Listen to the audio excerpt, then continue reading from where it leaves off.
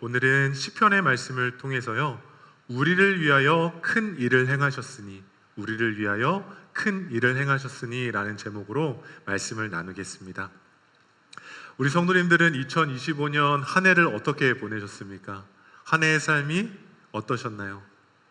한 해를 이렇게 되짚어 봤을 때 웃음이 나오시나요? 아니면 한숨이 나오시나요? 2025년 한 해를 우리가 마무리하는 오늘, 우리의 한 해의 삶을 한 문장 정도로 정리해 보면 좋겠습니다. 우리의 삶이 어떠했는지, 우리의 삶이 어떠한 일들이 더해졌었는지 한 문장 정도로 정리해 봤으면 좋겠어요. 마음으로요. 누군가는 이렇게 생각하실 수 있어요. 내 한 해가 정신없이 지나갔다. 이번 한 해는 정말로 열심히 버텨냈다. 누군가는 이번 한 해는 정말로 하나님의 은혜였다, 하나님의 축복이었다. 다양한 문장으로, 말들로 우리가 고백할 수 있습니다. 그럼 한 단어로 정리해 보는 것도 좋을 것 같아요. 2025년 우리 성도님들이 살아왔던 그 한 해의 삶을 어떤 단어로 정리하실 수 있을까요? 누군가는 성장일 수도 있고요, 성숙일 수 있고, 감사와 기쁨, 또한 은혜라고도 고백할 수 있을 겁니다. 바라기는 2025년을 마무리하시면서요, 아쉬움과 후회보다는 하나님께서 우리 가운데 베풀어 주셨던 은혜에 감사할 수 있기를 주님의 이름으로 축복합니다. 개인적으로도 한 해를 돌아보는 시간을 가졌습니다. 설교를 준비하면서요, 우리 성도님들과 마지막인 이 한 해의 마지막인 이 시간에 어떤 말씀을 나눌까 하면서 곰곰이 생각해 봤는데요, 2025년 저에게는요, 하나님께서 이 시간이 하나님의 선물로 주어진 시간입니다. 그래서 저는 꿈꾸는 것 같다라고 고백하는 시간이었습니다. 2025년 한 해가요. 왜 그런가 하면요, 하나님께서 사랑하시는 우리 영등포제일교회 이 재단에서 말씀을 전할 수 있도록 하나님께서 저에게 은혜를 베풀어 주셨기 때문입니다. 지난 7월 어느 날이었습니다. 7월 어느 날 제가 열심히 사역하고 있었는데 갑자기 전화 한 통을 받게 됐어요. 어떤 전화였냐 하면 조금도 예상하지 못했던 전화였고요, 조금도 저와 연결이 되었거나 이렇게 만남이 있거나 어떤 교제가 있었던, 알고 있었던 것도 아닌 곳으로부터 연락이 왔습니다. 어디로부터 연락이 왔냐면요, 영등포 제일교회에서부터 연락이 왔어요. 저에게 별로 신기하지 않으신 것 같아요. 갑자기 사역을 하고 있는데요, 한 번도 와보지도 못했고 연결되어 있지도 않았던 영등포 제일교회에서 저에게 연락을 주셨던 거예요. 그러면서 어떠한 일들이 있었냐면요, 그 전화 한 통을 통해서 하나님께서 강권적으로 역사하시는 일들을 경험하게 하셨습니다. 2025년 한 해 동안요, 전화 한 통이었음에도 불구하고요, 그 전화가 제 목회와 사역과 그리고 저희의 가정 가운데 하나님이 얼마나 역사하시는지, 놀랍도록 역사하시는지, 하나님께서 역사하실 때 강권적으로 은혜를 주실 때 얼마나 이렇게 몰아가시는지를 경험하게 하셨어요. 그리고 그 가정 가운데는요, 말씀을 볼 때마다 은혜의 풍성함이 있었고요, 기도할 때마다 하나님께서 선명하게 하시는 분명한 일하심을 경험하게 하셨습니다. 그리고 그 순종하다 보니까요, 결국 저희의 가정이 이 공동체 가운데로 인도함을 받게 됐고요, 그리고 제가 이 재단 가운데 말씀을 전할 수 있는 귀한 축복을 누리게 됐습니다. 그래서 2025년 한 해는요, 저에게 정말로 하나님이 얼마나 강권적으로 역사하시는지, 성령의 인도하심이 얼마나 놀라운지, 그리고 그 은혜 가운데 이끄심이 얼마나 귀한지를 경험하게 하셨어요. 그래서 저는요, 한 해를 마무리하면서 꿈꾸는 것 같다라는 문장으로 정리할 수 있을 것 같습니다. 그리고 단어 하나를 생각해 본다면 하나님의 은혜구나 라는 것들을 생각해 보게 되는데요, 제 삶을 돌아보면서 오늘 말씀을 보다 보니까요, 저와 같이 꿈꾸는 것 같은 시간을 살았던 사람들이 있습니다. 누구냐면요, 바로 이스라엘 민족이었습니다. 다 함께 본문 1절 말씀 우리가 함께 읽어보도록 하겠습니다. 본문 1절의 말씀입니다. 여호와께서 시온의 포로를 돌려보내실 때에 우리는 꿈꾸는 것 같았도다. 아멘. 하나님께서 시온의 포로들을 귀환시키는 그 역사가요, 꿈꾸는 것 같았다라고 시편의 기자는 고백하고 있습니다. 이 상황을 돌아보면요, 이 상황은 어떠한 상황이냐면, 이스라엘이, 그러니까 북이스라엘과 남유다가 하나님께 불순종함을 통하여 멸망당하게 됩니다. 그래서 마지막에 남유다가 멸망당한 이후에 바벨론이라는 나라로 포로 생활을 하게 돼요. 그 포로 생활 가운데 우리가 잘 알고 있는 다니엘도 속해 있습니다. 포로 생활을 하면서요, 이스라엘 민족들, 유다 민족들은요, 소망이 없었습니다. 왜냐하면 매일의 삶이 고난과 고통으로 이어져 가고 있었기 때문이에요. 바벨론은 점점 강성하기 시작합니다. 그러다 보니 이 포로 생활이 언제 끝날지 모르겠어서 늘 절망과 한숨과 탄식으로 포로 생활을 지나고 있었습니다. 그래서 어느 누구도 우리가 예루살렘으로 돌아갈 것이다, 회복될 것이다, 우리가 되살아날 것이다 라는 생각을 갖지 못했습니다. 왜냐하면 눈앞에 보이는 현실은 바벨론이 점점 강성해져 가고 있고 이스라엘 민족들은 점점 위축되면서 노예의 삶을 살아가고 있었기 때문입니다. 귀환은 불가능하고 예루살렘의 성전 재건은 불가능하다라고 이야기됐던 것이 당시의 현실이었습니다. 보편적인 시각에서 보더라도요, 바벨론은 무너지지 않을 것 같았습니다. 점점 강성하여지면서 그 나라가 넓어지고 있었기 때문에 바벨론은 마치 영원한 제국을 이룰 것처럼 확장되어지고 있었다라는 거죠. 그런데 아무도 꿈꾸지 못했던 일들이 갑자기 시작되게 됩니다. 왜냐하면 영원할 것만 같았던 바벨론이 메대와 바사에 의해서 멸망당하게 됩니다. 그러니까 페르시아에 의해서 멸망당하게 되는 거예요. 그리고 나서 페르시아의 고레스 왕이 칙령을 하나 내리는데요, 노예로 있던 모든 민족들을 각 민족의 나라로 돌아가라라고 명령을 내리게 됩니다. 그 당시에 이스라엘 역시도 노예 생활을 하고 있다가 고레스 왕이 칙령을 내리게 되면서 갑자기 예루살렘으로 돌아오게 된 거예요. 생각난 겁니다. 70년의 시간이 지나면 하나님께서 회복시켜 주실 것이다 라는 예레미야 선지자를 통해서 선언된 말씀이 성취되었던 거예요. 아무도 꿈꾸지 못했고 아무도 기대하지 않았고 누구도 소망을 갖지 못했던 일들이 하나님의 약속대로, 하나님의 말씀대로 이루어진 겁니다. 예레미야 선지자가 이야기할 때는 아무도 믿지 못했고 소망을 얻지 못했지만 하나님께서 하시자 그 이야기가, 그 약속이, 그 말씀이 삶의 실제가 되었고 노예 생활에서 예루살렘으로 돌아오게 되는, 노예에서 자유인이 되어지는 놀라운 회복의 역사를 경험하게 됐던 겁니다. 그래서 시편의 기자는 1절의 말씀에서 꿈꾸는 것 같다라고 표현하고 있죠. 우리는 이 말씀 속에서 분명한 영적인 교훈 한 가지를 기억해야만 합니다. 그것은 무엇이냐면요, 아무리 불가능한 상황이라 할지라도 하나님이 약속하시면 이루어진다라는 사실입니다.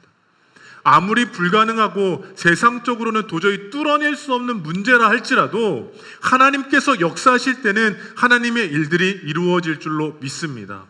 눈앞에 보이는 현실이 막막하죠. 우리의 가정과 우리의 자녀들의 인생을 펼쳐보면 이 현실 속에서 과연 어떠한 삶을 살아갈 수 있을지 두렵고 염려되고 걱정되기만 할 때가 너무나도 많습니다.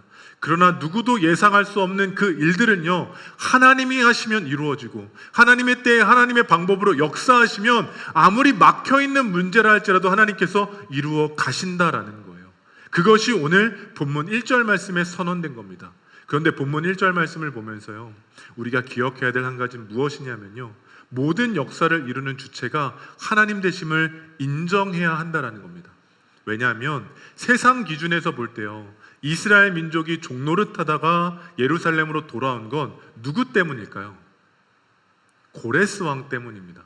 왜냐하면 고레스 왕이 정책을 바꿨기 때문에 노예 생활을 하던 사람들을 각각, 이스라엘만이 아니라 모든 이방 민족들을 각자의 나라로 돌려보냈기 때문입니다.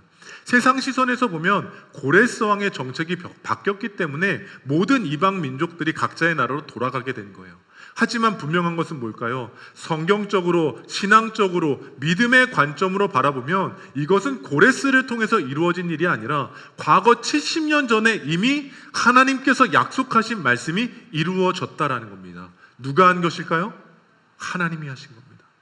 고레스 왕이 한 것이 아니라 하나님이 하셨을 때 그 일이 이루어졌다라는 것이죠. 올해 우리의 삶을 돌아보기를 아까 말씀드렸는데요, 한 해를 되짚어 봤을 때 우리의 인생은 누구의 역사하심 가운데 속해 있습니까? 한 해를 돌아보시면서요, 우리의 삶은 어떠했을까요? 어떤 성도님들은요, 베풀어 주신 은혜가 감사하며 기뻐하실 수 있습니다. 왜냐하면 삶의 위기와 시험으로부터 우리를 안전하게 지켜주셨기 때문이에요. 2025년 가운데 육신의 문제로 인하여 어려움을 당한 성도님들도 계세요. 근데 어느 순간 그 육신의 문제로 자유함을 얻는 은혜도 있었을 겁니다. 누군가는 광야와 같은 시간을 지나셨을지도 몰라요. 근데 되돌아보니 어떠셔? 은혜 가운데 있다라는 거예요. 분명히 한 해의 삶을 돌아보면요, 문제와 위기와 어려움이 산적해 있었지만 결국 돌아와 보니 이 시간 가운데는 하나님의 은혜가 있었다라는 겁니다. 우리가 살아감에 있어서 그 은혜의 주체는 누구일까요? 하나님 되신 줄로 믿습니다. 내가 열심히 살아왔기 때문에요? 내가 노력했기 때문에요? 나에게 능력과 실력이 있기 때문에요? 아닙니다. 그 모든 것이 하나님의 은혜가 있었기 때문에 오늘 우리의 삶이 있는 줄로 믿습니다. 그런데 문제는요, 우리가 은혜임을 기억하지만 그 은혜의 모든 상황 가운데 은혜를 사건적으로만 기억한다라는 것에 문제가 있습니다. 우리가 한 해를 살다 보면요, 하나님께서 은혜를 베풀어 주시죠. 근데 그 은혜를 사건으로만 기억하고 있다라는 거예요. 그런데 그리스도인 된 우리는 은혜의 삶을 살아갈 때 은혜를 베풀어 주신 사건이 있기 때문에 감사한 것이 아니라 이미 우리의 모든 것 대신 하나님께서 우리의 삶에 행하셨기 때문에, 일하셨기 때문에, 함께 하셨기 때문에 감사한 줄로 믿습니다. 어떤 은혜의 조건이 있기 때문에 감사한 것이 아니라요, 이미 우리의 삶 가운데 일하고 계신, 역사하고 계신 그 하나님이 나의 하나님 되시기에 우리는 충분히 감사할 수 있는 줄로 믿습니다. 한 해의 삶 누가 인도한 걸까요? 우리가 한 것 같지만 하나님께서 하셨습니다. 제 모든 삶과 성도님들의 삶과 우리 공회 공동체의 모든 사역들은 우리가 한 것이 아니라 하나님이 하신 줄로 믿습니다. 그렇기 때문에 우리는 하나님의 하나님 되심을 기억해야 돼요. 그때 우리의 고백이 달라집니다. 하나님, 저에게 물질의 풍성함을 주셔서 감사합니다. 하나님, 저에게 건강의 은혜를 주셔서 감사합니다. 하나님, 저희 가정을 허락해 주셔서 감사합니다가 아니라요, 본문의 3절과 같은 일을 우리는 고백해야 합니다. 다 함께 본문 3절의 말씀 함께 읽겠습니다. 본문 3절의 말씀입니다. 여호와께서 우리를 위하여 큰 일을 행하셨으니 우리는 기쁘도다. 아멘. 시편의 기자가 이야기해요. 여호와께서 우리를 위하여 큰 일을 행하셨으니 우리는 기쁘도다. 이 말씀을 잘 묵상하셔야 됩니다. 이 말씀을 보면요, 여호와께서 우리를 큰 일을 행하셔서 내 삶에 풍성함이 있으니 우리는 기쁘다. 여호와께서 우리의 삶 가운데 큰 일을 행하셔서 내 건강이 회복됐으니 나는 기쁘다. 여호와께서 우리의 인생 가운데 큰 일을 행하셔서 자녀가 형통하니 우리는 기쁘다가 아니라요, 시편의 기자는 여호와께서 우리를 위하여 큰 일을 행하신 것만으로도 기뻐하고 있다라는 겁니다. 그 차이가 느껴지시나요? 어떠한 결과물이 아닐지라도 하나님께서 우리의 인생 가운데 일하고 계시기 때문에 우리는 기쁜 줄로 믿습니다. 아직 하나님의 때가 임하지 않는 사람들도 있어요. 우리가 인생을 살다 보면 25년 한 해 가운데 경험된 사람들도 있겠지만 아직 은혜의 때가 진행되고 있는 사람들도 있습니다. 누군가는 아직 어렵고요, 누군가는 아직 위기이고요, 어려움 가운데 있을지 몰라요. 하지만 하나님께서 일하고 계십니다. 그래서 그 순간에도 기뻐할 수 있는 거예요. 세상 사람들은 우리를 보고 이상하다 여길지 몰라요. 아니, 그렇게 어려운 상황 가운데 어떻게 기뻐할 수 있지? 아니, 그렇게 힘들고 어려운 순간 어떻게 기뻐할 수 있어? 라고 물어볼 수 있어요. 하지만 우리는 하나님께서 우리 가운데 큰 일을 행하고 계심을 믿기에 기뻐할 수 있는 줄로 믿습니다. 25년 한 해가요, 한숨으로 점철되는 것이 아니라, 원망과 탄식으로 매듭지어지는 것이 아니라, 지금부터 영원토록 역사하고 계신 하나님이 나의 하나님 되시고 그 하나님이 일하고 계시기에 우리는 기뻐함으로 승리하게 될 줄로 믿습니다. 우리의 25년 어떠한 한 해였습니까? 절망과 탄식이었습니까? 아닙니다. 하나님께서 행하셨기에 우리의 2025년은 기쁨으로 고백될 줄로 믿습니다. 또한 26년 새해도 동일합니다. 하나님께서 지금까지 우리의 도움 되셨던 에베네셀의 하나님이 지금도 임마누엘로 임재하고 계시고, 하나님께서 우리의 인생 가운데 가장 좋은 것으로 준비해 주실 줄로 믿는 믿음이 있기에 우리는 오늘도 기뻐하며 예배하는 줄로 믿습니다. 그 기쁨의 은혜가 우리 영등포 제일교회와 성도님들과 가정 가운데 온전히 이루어지기를 예수님의 이름으로 축복합니다. 하나님께서 큰 일을 행하셨어요. 그게 하나님께서 우리를 웃음 짓게 하시는 겁니다. 그런데 오늘 본문을 보다 보니까요, 여기서 끝나야 되는데 말씀이 끝나지 않아요. 설교를 준비하면서 말씀을 계속 묵상하다 보니까 시편 126편의 말씀이 3절까지만 끝났으면 참 좋겠다라고 생각됩니다. 왜냐하면 모든 것이 은혜이고 기쁨이기 때문입니다. 그런데 본문 4절 말씀을 보니까요, 감사와 기쁨의 고백으로 끝나지만은 않습니다. 다 함께 본문 4절의 말씀 함께 읽어보겠습니다. 여호와여 우리의 포로를 남방 시내들 같이 돌려 보내소서. 아멘. 조금 이상하지 않으세요? 이 말씀이? 말씀을 보면요, 시편의 기자가 이렇게 말하고 있어요. 하나님, 우리의 포로됨을 남방 시내같이 돌려보내주세요 라고 고백하고 있습니다. 이게 조금 말씀이 상충되고 있는 표현이에요. 왜요? 1절로부터 3절까지는 어떤 고백을 하고 있어요? 이미 하나님께서 바벨론의 포로로부터 우리를 귀환하게 하신 것을 감사하고 기뻐하며 영광을 돌리고 있잖아요. 근데 다시 4절 말씀에는 뭐라고 고백하고 있나요? 우리를 포로에서부터 돌아오게 해달라고 기도하고 있는 겁니다. 조금 이상하잖아요. 저만 이상한가요? 이미 포로로 와서 찬양했던 사람들이 왜 다시 포로로 귀환하게 해달라고 이야기할까요? 여기에는 한 가지 비밀이 있습니다. 고레스가 칙령을 내린 이후에요, 이스라엘 민족이 예루살렘으로 돌아옴에 있어서 모두가 다 돌아왔던 것은 아닙니다. 분명히 칙령을 통해서 예루살렘으로 귀환해야 되고 예레미야를 통해 약속되어진 말씀처럼 하나님께서 돌아오게 하실 것이다 라는 말씀대로, 약속대로 돌아왔어야 됨에도 불구하고 바벨론의 포로로 남아있던 사람들이 있었던 거예요. 어떤 사람들일까요? 70여 년 동안 긴 세월을 지내면서 그곳 가운데 터전을 잡은 사람들입니다. 포로로 끌려왔다가 이제는 그곳이 익숙한 사람들이에요. 그곳에서 안정을 누리는 사람들입니다. 자기가 이루었던 것들을 놓치고 싶지 않았기 때문에 예루살렘으로 돌아오고 싶지 않았던 거예요. 내가 가지고 있던 것들을 내려놓고 싶지 않았기 때문에 하나님의 말씀과 약속이었음에도 불구하고 그 약속과 말씀을 거부한 채 돌아오지 않았던 겁니다. 그래서 시편의 기자는 안타까웠던 거예요. 시편의 기자는 하나님의 약속이 예루살렘으로 돌아오는 건데 여전히 세상 가운데 묶여있고 물질 가운데 평안함 가운데 묶여있는 그 포로들이 돌아오기를 원했던 겁니다. 포로의 삶이 아니라 세상 가운데 포로된 영혼들, 세상 가운데 붙잡혀 있는 영혼들, 물질 가운데 포로된 영혼들을 위해서 그 포로들이 남방의 시내와 같이 돌아오게 하여 주옵소서라고 기도하고 있는 말씀입니다. 그렇다면 회복의 날을 꿈꾸면서 이야기하고 있는 남방 시내들이라는 것은 무엇일까요? 남방 시내라는 것은요, 1년 내내 물줄기가 흘러가는 그곳을 남방 시내가 아닙니다. 남방 시내는 어떤 곳이냐면요, 메마른 땅이 남방 시내입니다. 남방 시내는요, 메말라 있었어요. 시내였음에도 불구하고 물을 흐르는 것이 아니라 곤고한 땅이었습니다. 메말라서 땅이 갈라지고 있었어요. 그곳에 물이 흐를 것이다 라고도 누구도 예상할 수 없는 그곳이 남방의 시내였습니다. 왜 남방의 시내인가? 메마른 땅이었지만요, 우기가 되어지면요 비가 내리기 시작하는데요, 메말랐던 땅이 적쳐지는 것만이 아니라 강이 되고 물줄기가 되면서 모든 것을 뒤덮는 일들이 남방 시내에 이루어지는 거예요. 메말랐던 영혼이 비가 내림을 통해서 새로워지는 역사를 시편 기자는 꿈꿨던 겁니다.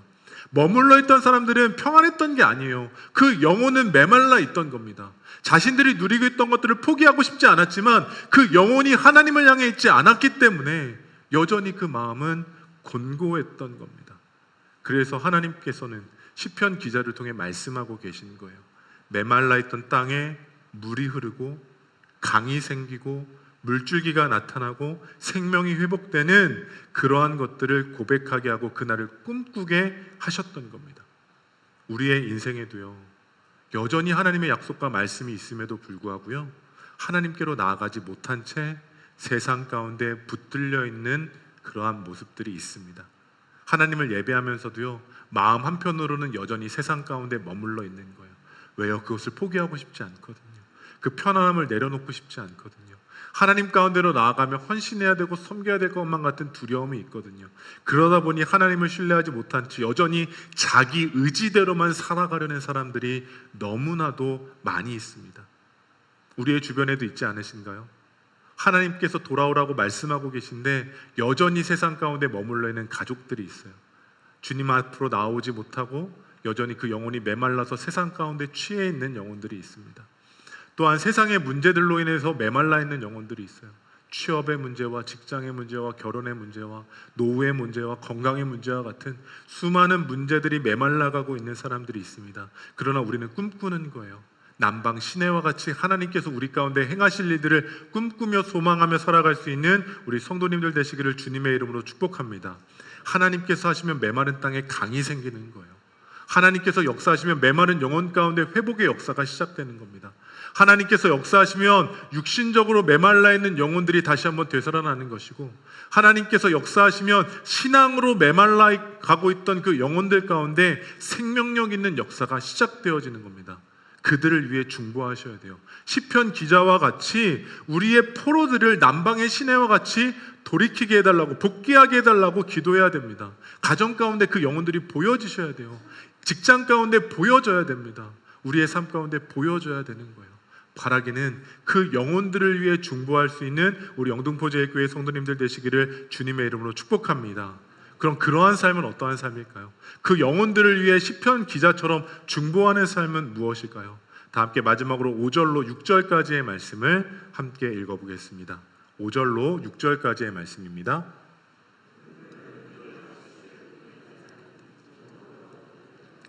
울며 씨를 뿌리러 나가는 자는 반드시 기쁨으로 그 곡식단을 가지고 돌아오리로다. 아멘. 우리 가운데 회복을 꿈꾸는 이들 가운데 주시는 하나님의 말씀입니다. 메말라가는 영혼 가운데 주시는 하나님의 음성입니다. 본문 5절을 보면요, 농부가 눈물을 흘리며 씨를 뿌리러 간다라고 이야기하고 있습니다. 아니, 왜 농부가 갑자기 눈물을 흘리며 씨를 뿌리는 걸까요? 농부가 눈물을 흘리며 씨를 뿌리는 이유가 있습니다. 전혀 비가 올 것 같지 않았기 때문이에요. 씨를 뿌려야 하는 때는 찾아왔는데 씨를 뿌려야 되는 땅이 메말라 있었기 때문입니다. 사실 어느 정도 비가 내려야 그 씨가 발화할 수 있는 환경과 상황이 되는데, 그 환경과 상황이 준비되어 있지 않았기 때문에 농부는 씨를 뿌려야 될 때가 돼서 눈물을 흘릴 수밖에 없는 거예요. 이 씨를 뿌린다 한들 이 씨가 열매 맺지 못할 것이다 라고 생각했기 때문입니다. 그런데요, 눈물로 씨를 뿌려야 되는 믿음이 필요합니다. 어떤 믿음일까요? 지금 당장은 메말라 있는 땅 가운데 씨앗을 뿌리는 것과 같지만 하나님께서 그 씨 뿌린 곳 가운데, 믿음으로 씨 뿌린 곳 가운데, 소망으로 씨 뿌린 곳 가운데 놀라운 영광의 역사를 이루어 가신다라는 믿음으로 나아가야 한다라는 말씀입니다. 그럴 때 어떤 역사가 시작된다고요? 눈물을 흘리며 씨를 뿌렸는데 울며 곡식을 거두는 기쁨이 있게 된다라고 약속하고 계신 거예요. 왜 울 수밖에 없을까요? 감격되어지기 때문이에요. 메말른 땅 가운데 씨를 뿌렸는데 나는 아무것도 할 수 없었는데 하나님께서 그 인생 가운데 풍성함을 열매 맺게 하신 것이 너무나도 감격스러워서 울며 곡식을 거두는 일들이 오늘 말씀에 기록되어져 있는 겁니다. 오늘 우리의 인생 또한 마찬가지입니다. 눈물을 흘리며 씨를 뿌려야 될 때가 있어요. 우리의 삶이 너무 메말라 있어서 문제는 여전하고 해결될 소망이 보이지 않아서 매일마다 눈물로 하루하루를 보내는 성도님들이 계십니다. 그런데 아직 우리의 삶의 문제가 여전하고요, 소망이 보이지 않는다 할지라도 우리는 복음의 씨앗을 뿌리셔야 됩니다. 그럼 복음의 씨앗은 무엇일까요? 우리의 인생을 향한 말씀과 기도의 씨앗입니다. 메말라져가는 우리의 영혼 가운데 하나님께서 회복시키시지 않을 것 같은 두려움이 있어도 우리는 우리 안에 말씀과 기도의 씨앗을 심으셔야 됩니다. 하나님, 제 인생이 너무 힘들어요. 우리의 가정이 너무나도 어렵습니다. 우리의 자녀들의 인생이 앞이 보이지 않아요. 너무나도 힘겨운 삶을 살고 있어요. 우리의 가족이 육신적으로 너무나도 어려운 위기 가운데 있습니다. 그 순간 눈물을 흘리며 절망하는 것이 아니라 눈물을 흘릴 수밖에 없지만 씨앗을 뿌리는 우리의 삶 가운데 울며 곡식을 거두게 하는 하나님의 풍성함이 더해지기를 예수님의 이름으로 축복합니다. 말씀을 심으셔야 돼요. 기도를 심으셔야 돼요. 왜요? 심지 않으면 거둘 수 없기 때문입니다. 심지 않으면 거둘 수 없기 때문이에요. 기도를 심지 않으면 기도의 능력이 필요한 그 순간 기도의 능력이 나타나지 않습니다. 말씀의 씨앗을 심지 않으면 말씀의 음성을 들어야 될 그 순간 우리는 하나님의 음성을 듣지 못하는 삶을 살아가게 되는 거예요. 은혜가 있을 때만 말씀과 기도의 씨앗을 심는 것이 아니라 힘들고 어려운 이 순간에도 말씀과 기도의 씨앗을 심으며 기도의 능력이 필요한 그때에 하나님의 영광의 역사를 맛보아 승리할 수 있는 우리 성도님들 되시기를 주님의 이름으로 축복합니다. 너무 힘드시면 눈물을 흘리며 복음의 씨앗을 심으셔야 돼요. 그때 거두게 하실 줄로 믿습니다. 근데 목사님, 어떻게 심어야 될까요? 말씀의 씨앗과 기도의 씨앗을 어떻게 심어야 될까요? 2026년 1월 첫 주에 무엇이 준비되어져 있다고요? 다 까먹으셨어요? 2026년 첫 주를 시작하는 우리 가운데 은혜의 보좌로 나아가는 특별 새벽 기도회가 준비되어져 있습니다. 삶이 너무 힘들어서 기도의 자리로 나오고 힘들다면 이 시간 결단하셔야 돼요. 지금 너무 힘들지만 은혜의 보좌 가운데 나아가 우리가 울며 말씀으로 기도의 씨앗을 심을 때 2026년도에는 하나님께서 우리의 삶과 가정과 자녀들의 인생 가운데 풍성한 곡식의 단을 거두게 하실 줄로 믿습니다. 지금 당장은 너무나도 힘들어서 지쳐 있지만 우리가 새해를 시작하는 가운데 말씀과 기도의 복음의 씨앗을 심는 그 순간 2026년도에는 25년의 시간보다 더 놀라운 하나님의 풍성한 역사가 우리 공동체와 성도님들의 삶과 가정과 자녀들의 인생 가운데 온전히 이루어지기를 주님의 이름으로 축복합니다. 메말라 있는 것 같지만 하나님께서 역사하고 계신 거예요. 지금도 역사하고 계십니다. 그래서 우리는 은혜의 보좌로 나아갈 때에 하나님께서 우리의 삶 가운데 영광의 일들을 이루어 주실 줄로 믿습니다. 그때 우리는 이렇게 고백할 거예요. 하나님, 꿈꾸는 것 같습니다. 하나님, 꿈꾸는 것 같습니다. 우리의 공동체가 너무나도 힘들고 어려웠는데 은혜의 보좌 앞에 나아가 하나님의 영광의 역사를 맛보고 말씀과 기도를 심고 풍성함을 거둘 때 하나님, 이 놀라운 곡식의 풍성함이, 이 영혼의 풍성함이 꿈꾸는 것 같습니다 고백하는 은혜가 우리 가운데 온전히 이루어질 줄로 믿습니다.